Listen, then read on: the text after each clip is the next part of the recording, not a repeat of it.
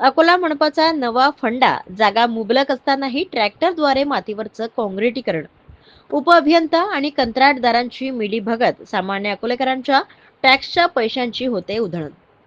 अकोला महानगरपालिका राज्यात आपल्या अजब कारभारासाठी ओळखली जाते.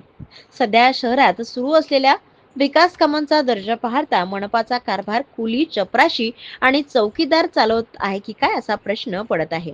प्रभाग 6 मध्ये नगर उत्थान अंतर्गत सुरू असलेल्या काँक्रिटीकरणाच्या कामात तांत्रिक निकषांना हरताळ फासण्यात आला असून थेट मातीवर काँक्रीट ओतून शासनाच्या निधीचा अपव्यय केला जात असल्याचा धक्कादायक प्रकार समोर आलेला आहे.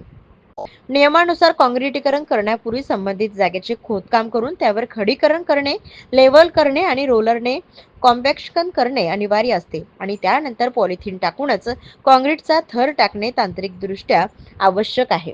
मात्र प्रभाग 6 मधील या कामात असा कोणताही तळ तयार न करता थेट मातीवर ट्रॅक्टरद्वारे काँक्रीट आणून टाकले जात आहे. माती मिश्रित काँक्रीटमुळे रस्त्याचे आयुष्य घटणार असून हा निव्वळ भ्रष्टाचाराचा नमुना ठरत आहे.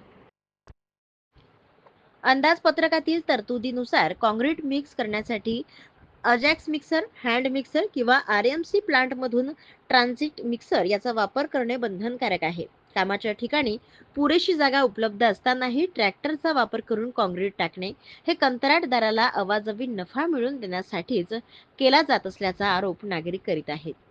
उपअभियंताचे कंत्राटदाराला कवच या गंभीर प्रकरणाकडे उपअभियंता कृष्णा वाडेकर साफ दुर्लक्ष करत असून ते आपली जबाबदारी झटकत असल्याचे दिसून येत आहे.